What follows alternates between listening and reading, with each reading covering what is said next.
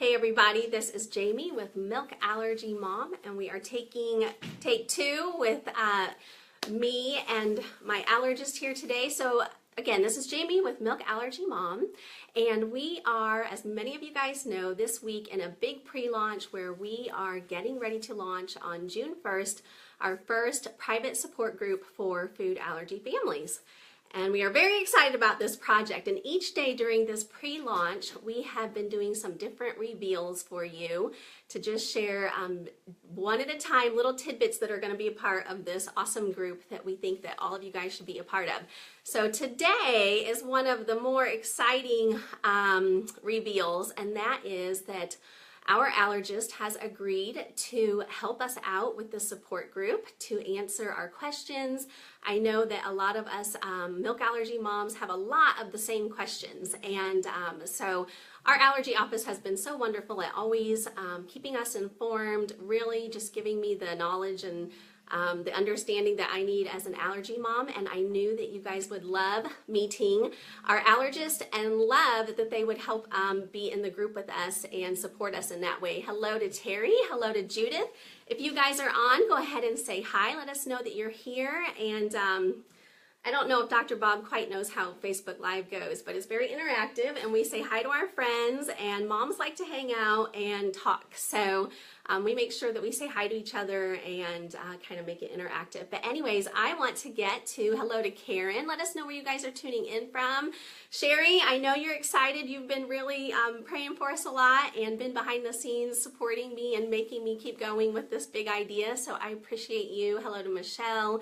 Hello to Becky. You guys are amazing. We are so happy to have you guys here. Be sure to interact, like, do hearts, and that gets us up in the Facebook feed of all of our communities so that they know that we are here doing this, and that if they have not yet, I will have the link for them to get in on the pre-launch so they know as soon as the doors open to our private support group. So that is what we've been doing this week. It's been kind of crazy. I'm tired, but I'm very excited, and we know that this is the thing that we need to do for the next step at Milk Allergy Mom. So without any further ado, I'm going to introduce you to our allergist, and today is just going to be a day of introductions and some background with our allergy office here. Miles was supposed to get his shots today, but he has a little bit of an itch in his throat, and so we had to decide that we're probably going to come back later in the afternoon if the itch goes away. We're trying to decide if it's post-nasal drip or the banana that he ate. So these are the things that our office is amazing with. We don't just come in and they just start poking them. We have conversations and relationship, and we are just very thrilled to be bringing you guys in on all of that with our support group. So the support group is going to be private, where we can really just have these discussions and talk more in depth about each of our allergy journeys, and we'll be sharing more about ours, of course, to kind of set the pace and the example, and but we are going to be sharing a lot in that group. All right, so this is our allergist, one of our allergists. This is Dr. Robert Kaufman. Some people call him Dr. Bob. Some people call him Dr. Kaufman.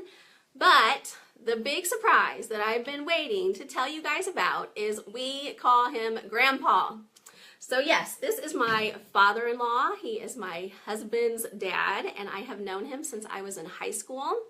And their family has a lot of allergy history. He was actually not an allergist when I first met him. So he has been on sort of a different kind of journey too with us, getting more and more involved with allergy, and I'm going to let him share that with all of you guys. So he's probably wondering if he's ever going to get to talk. I've known her for so long. But you know I'm not a morning person, so he really wondered if I could pull this off at 8:30 in the morning. So I think I'm doing pretty good. I haven't even had coffee. It's strictly water right now. I may be shaking a little bit, but so anyways, Dr. Bob, Dr. Kaufman, he told us we could call him whatever we want in those regards. And as I said, we call him Grandpa. So he is our grandpa, and he has lots of experience in the allergy asthma arena, and so we are just going to let him talk a little bit. So Dr. Kaufman, it's kind of funny calling him that. So I've introduced you, and so I want you to let our readers know about your experience personally with food allergies and asthma. So I learned a lot just getting to know your family. I actually had some of my own struggles with food allergies and asthma, and I didn't even know it. I would like run to his house a mile or two to go see the cute boy at his house, and I would get there, and you said, Jamie, do you have asthma? And I said, no. And you're like, yeah, you do. You need an inhaler. So you were like one of the first ones to ever just enlighten me to, why do I have these stomach aches all the time? And so Jeff and I are probably the perfect storm. Yes. Of the two families coming together with all their allergy and asthma. And so we'll talk about like heredity and all that at some point. But go ahead and share with us your family and all the different things that you guys have. I have a list. You guys run the gamut of adult allergies, asthma, eczema, food allergies that have been outgrown, food allergies that have been anaphylactic. So you can take it away. Okay. Well, I actually had allergies when I was young, and I didn't know it either. Most people that have allergies lots of times don't know it unless there's somebody else in the family that have had them, and they've been treated. Okay. So I grew up the son of a sharecropper, and back then we didn't even test for allergies and things when I'm that old. Okay, I'm an old man. Yeah. So anyway, I would go in. I would always be short of breath, and I remember my dad when we worked on the farm. I'd be working behind him, and he'd say, "Why are you huffing?" And I said, "I'm not huffing. I'm just breathing." Okay, because that was normal for me. So I had them, and it wasn't until much later that we found out that I had some allergies. And actually, my wife helped me with one of them, and that was the wheat, because I was just getting so tired all the time, run down, and just feeling terrible all the time. And then she noticed that I always wanted to go home one weekend where we had a lot of different things to do. Every time after I'd eat, I'd want to go home and lay down. And she said, and so she mentioned that, and that I said, well, I didn't after lunch, and so we looked at different things. When I stopped eating wheat, within 2 weeks, I forgot that you could feel so good. So that was my own personal with that. And then I had exercise-induced asthma through college, and I actually had to stop playing ball because I was coughing so hard I was bleeding after practice. And yeah, and now looking back, and back then we didn't even have the diagnosis of exercise-induced asthma. So there's a lot of different things that are me personally. And then with my family, my wife has had some eczema in the past. She doesn't have that much anymore, but now in her 60s, she started developing rhinitis, upper respiratory allergies. So she has some. I have some. I had to keep telling her it wasn't cold. It's the same Yes. time of year every Yes. year. She's like, I have a cold again. And I'm like, it's April and you have a cold again. This is the third year in a row. Right. Yeah. Yeah. Well, the story on that, when I was in medicine, I'd go home and I'd tell my dad, I did a lot of research for years with the medical school. And I was actually in maternal fetal medicine before this. And so, but I was in charge of the committee that oversaw all the research for SIU School of Medicine. So I read all the different things and was up to date on things. And so I'd go home and I'd talk to my dad and I'd say, Dad, he would ask me a question about something and I'd go off and tell this different things. And I could tell by the way he was sitting there looking at me, he thought, I'm not sure I believe all this. And then about 6 months or a year later, he'd call me and say, I was reading in Reader's Digest and you're right. And I said, Dad, I spent all this money for my education and everything else. Yes, I am right, okay? And it's the same thing at home with my wife, okay? So sometimes it takes somebody else to do it. And that's not uncommon for people. So that you go with your friends and things, and they'll notice things before you will, actually. So that's very common. So, like my asthma when I run to your house. Exactly. That. Like, I don't have asthma. You're supposed to feel like you're going to die when you run a mile. Yeah, well, that's what I thought too with our oldest who had asthma when he was playing soccer. And I said, well, everybody's chest hurts when you run. And the doctor we were going to, the pulmonologist, he said, no, they don't. And it's like, oh, really? And he says, no, maybe I ought to talk to you too. So that's when I first learned that I had asthma. Okay, so you guys have a wheat allergy as an adult that came on in your 30s, Beth always says. And so then you also had asthma growing up as a kid. Didn't know it. So we're basically just setting the baseline here, you guys, that we sort of have some experience with allergies and asthma in this family. What are your symptoms? IG related, but not IgE related? We can talk about that kind of stuff. Yeah, we can talk about that more. Like personally, okay, I don't test positive to weed at all. I don't test positive to much at all. I just have asthma. I have a different form of a reaction to wheat that we've just started to recognize. Back when I was first diagnosed, there was only like 3 other cases that had ever been found, and they were all with previous athletes who couldn't do what they wanted to do before, and it was athletes performing at a pretty high level. And that was me, and so there were a lot of people that didn't think that I had any problem, but I knew that I had a problem, and that I knew it went away when I stopped eating wheat. And so now we know that that's such a case, and there's just, back when I first started in medicine, I went into maternal fetal medicine because there was a. Will you tell them what maternal fetal Oh, medicine is? that's 'Cause high risk I'm obstetrics. sort of like don't know Okay. myself. It's high risk obstetrics. I finished an Can you OBGYN tell me what residency. that is again? Can you dumb that down even Yes, more? okay, I will. Like, did you Okay. deliver babies? Well, yes, I did. I did like a regular OBGYN. I'm board certified in that. But then I took a fellowship in maternal fetal medicine, which is taking care of women where there's something wrong with either the mother or the fetus. And so I took care of all kinds of pregnant women, but there was always something wrong. Right. I didn't deal with normals, okay? And I did that for years. And I did that because we knew we had some science, but we really didn't understand how things worked and things like that. And I love figuring that out. Well, so I did that for a while, and then I actually had to stop because my knees gave out on me because I was a basketball player and a baseball player through college, and they just gave out, and then had some operations, and I actually went on disability, and then I couldn't go back to work because of state things, and so I was out for a while, and then So he retired. Yes, and then from I retired. OB work, Yep. and then then you had all your allergies and asthma. Yep. And your food allergy that you figured out, wheat. Yep. You had a daughter who also had the exercise-induced asthma really yes. badly. And then Jeff, my husband, has the eczema that we Yes. still battle. And my oldest son has asthma. Your oldest son has asthma. And Jeff, one of the funny stories that made me want to marry him was that you used to put mittens on him all the time when he was little. Yes. Because he scratched himself a lot. So that's a fun little family fact. And so then all of your kids started having kids. And now the grandkids have had their own issues with the asthma. Yes. We like have nebulizers that we yeah. pass around. We go to Grandpa's house and get the nebulizer. All 3 of us families do that, don't we?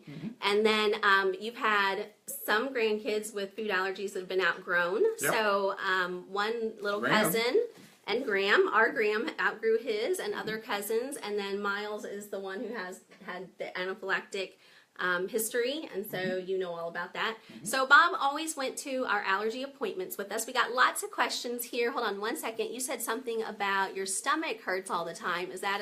My stomach hurt all the time growing up. And through high school, I mean, I sort of got like the rap of the kid who like wanted attention, because every time I would go out with my friends or do something, we'd eat at a restaurant and we would go back to somebody's house, I would be on their couch in stomach cramps.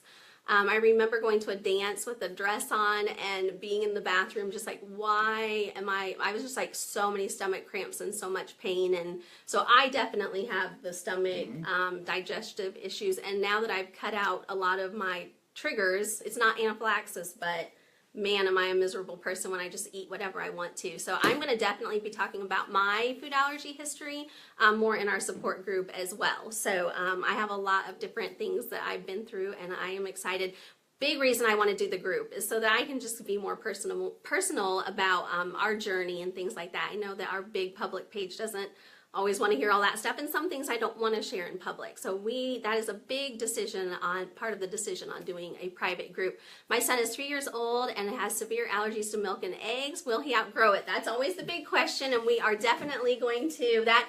Dr. Bob has a list of 12 topics that we are going to be covering. I think 18 maybe, and it was very common questions, and we want to take all those. We're going to finish the introductions, but can you say something really quick about outgrowing, since they're so sweet to ask questions for us? Sure. Just a quick synopsis. My answer to you right now is maybe. Okay. It's very individualized. Sometimes we can make some predictions on that based upon levels, various other type of things.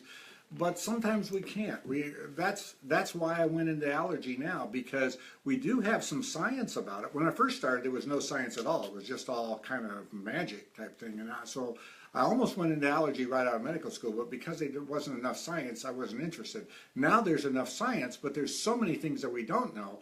So to answer your question, maybe we can give some prediction on that. Maybe we can't. But right now, I can't answer that for sure. Okay. Yep. That's the answer we get too, and I don't like it because I want a better answer than that. He's my father-in-law. I should get the right answer. I know you might not be able to answer this, but do you know if children can outgrow EOE? So you guys keep posting your questions, because even if we don't get to them, Dr. Bob does have an appointment that he has to. I love calling you Dr. Bob. That's so fun. That he has to get to. So we do have our little schedule here, but please leave all of your questions. And if we don't get to answer them right now live, we're going to put them on our sheet, and they are going to be topics. The best way to know topics to cover in our private support group is from you. So we're always going to be asking what you want and what you want to discuss. So keep those coming. Even if I don't get to them, we want to know all of your questions. So I want to just tell them a little quick story about how you got into allergy here. So Miles kept doing his testing year after year. And we always came to this office. It is Dr. Siri's office, and she really truly is our allergist, Dr. Siri. And she has been seeing Miles since he was 8 months old, when he had his first anaphylactic reaction. Thank you for joining us, they say.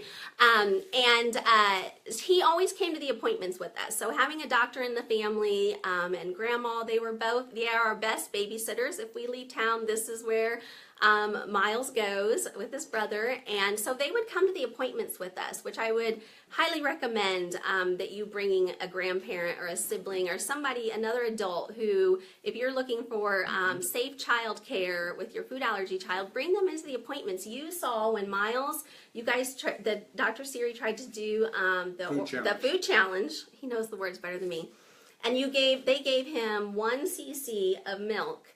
And Grandma was the one who noticed first. He started literally itching his tongue. And Grandma said, "Is he itching his tongue?" And I was sort of in denial. I was like, I think it hopefully is a fluke. And then you got to see in the appointment his body covered in hives from that 1 cc. We didn't do an extra dose. Down his body and back up, I think is how it went. And doses of Benadryl and steroids probably. So anyway, it's wonderful. He was always there for all of those appointments every year. And so about 7 years old, Miles had an appointment and did his skin test and his blood test. And I always, when we get the results, I would pop into Grandpa's house and just nonchalantly kind of say, well, this is what we got. What do you think? And his numbers had gone up, and so I was really discouraged, and I just, I was like, man, this strict avoidance, we keep doing everything we can, and it's just not working.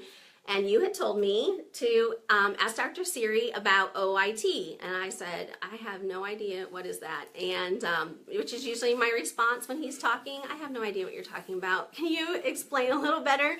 And he said, well, there's new things out where they can desensitize the kids. Ask her about that. So one, I thought he was crazy, because strict avoidance was always what we were told to do, and I couldn't imagine doing anything else besides just strictly avoiding the food.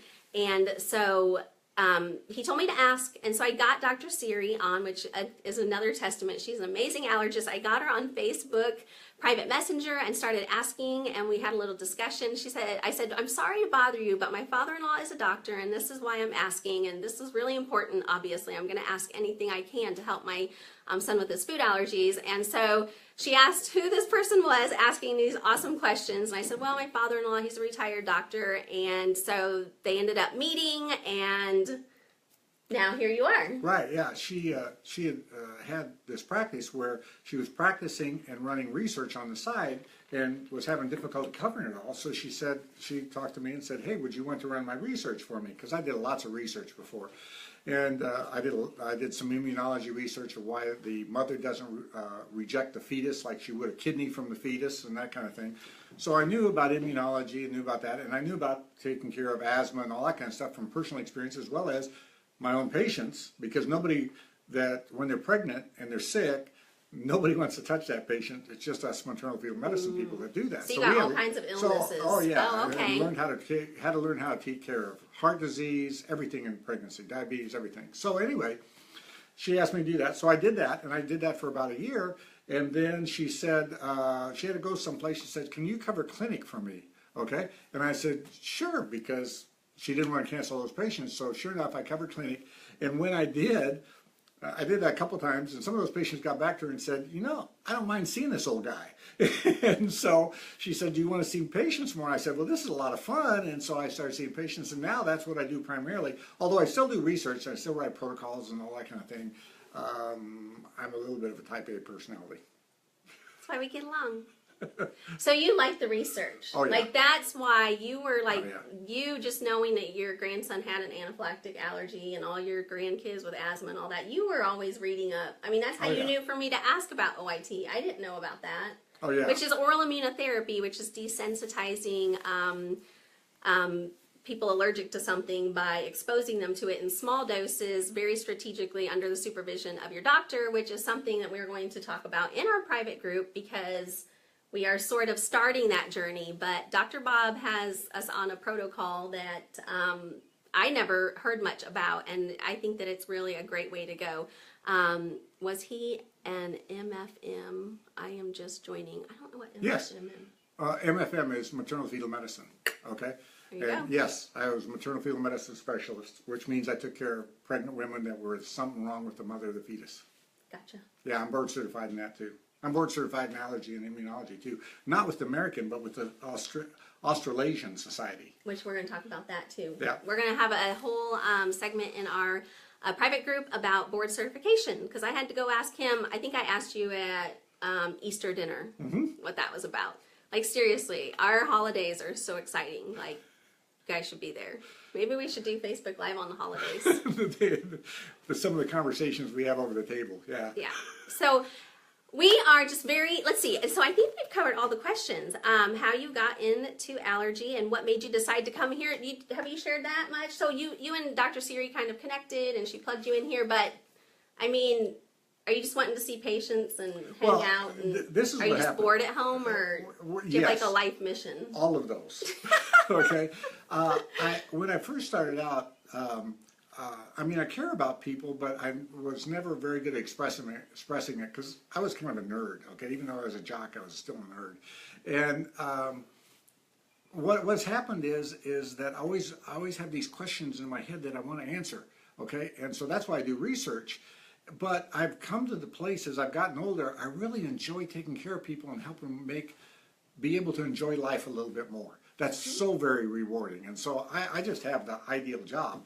And I work with Dr. Siri. She actually hired me on to, like I said, do the research, and I started seeing patients, and now we're seeing patients together, and we do all kinds of different things. And I love her because even though personality-wise, we're totally different, okay? We look and do medicine the same way. We look at medicine the same way, and it's just so much fun. And she loves it too because I ask the weird questions that nobody else will ask. Yeah, and that's why I like our community because a lot of us are different too. But we have that common thread of food allergies suck. So I do. Yes, I do. we want answers and we want to figure out how to make our lives easier. Some of us are staying home with our kids. Some of us are working. Some of us are homeschooling. Some of us are putting our kids in school and writing 504 plans. And so we are all across the board. But our community, Bob, you haven't hung out with us a lot yet, but they're all just so encouraging, so positive. It's just been a really safe place, and I would not be doing more with Milk Allergy Mom if it wasn't for the community. If they were not as awesome and amazing and positive as they are, if it was a ton of work to keep everybody under control, and I do enough of that with my boys. So as long as everybody's behaving themselves and making it a really happy place to be, I just want to keep making it better. So it's been really encouraging to me, and so I know what you're talking about with you and Siri having different personalities, but this allergy thing is a very bonding topic because it's so up and coming and so mysterious, and we just all really want to figure it out and figure out how to make our lives more manageable and more enjoyable. Do we desensitize from milk allergy or just seasonal? That is all kind of tied in together for us, Brittany, and we're going to share more about that. But right now we are desensitizing on environmentals. So Grandpa Bob talked Miles into 6 shots a week, 3 shots per day, 2 days a week. 2 days a week, yes. exactly, yes. And he is kicking butt with that. Yes. So we are very excited. And I want to share right now, because I don't know, this is sort of really cool, that no matter what happens with our desensitizing, and we're really putting ourselves out there saying that we're doing this, I really didn't want to share about it until it was a success and me be able to say, no more allergies, you guys, we highly recommend this. But there's just something about people coming alongside you and being on the journey and just seeing what that's going to look like. Every person is different. I think we all know that. There is no cookie cutter answer for everybody. And so we just decided to just do this. We're going to bring you guys along, let you see how it goes, and just be prayerful that it all works out and that you guys will also find good options for yourselves. But the really cool thing, no matter what, Miles, when he first started getting his shot, said, now I'm not so scared to use the EpiPen.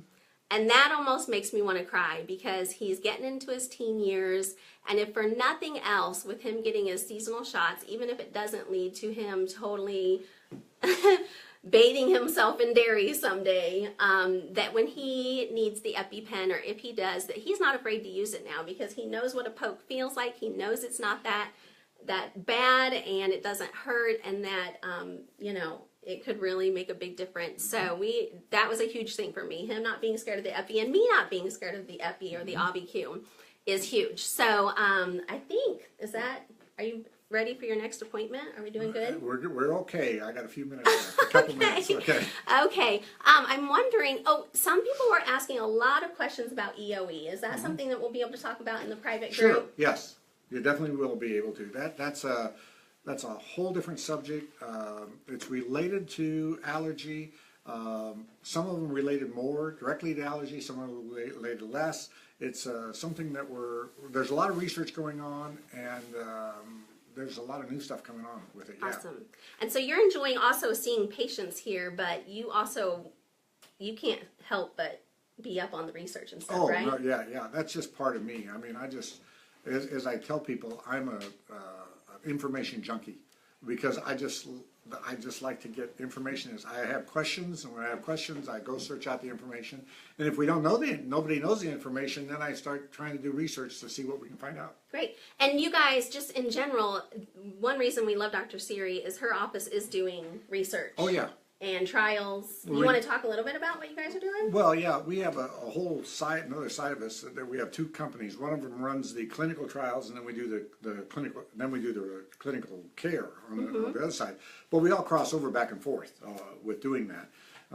And so we learn a lot from the clinical trials of things, how to do them in the office, like oral food challenges. The oral food challenges, you have to do them double blinds, various things, and then we can do similar type things in the office, and we find things from doing them this way that we've learned and practiced in the office, and vice versa, and go back and forth. And yeah, Dr. Siri, she's on all kinds of boards with the various companies and things of helping design studies, how they're to be designed, what we're to do.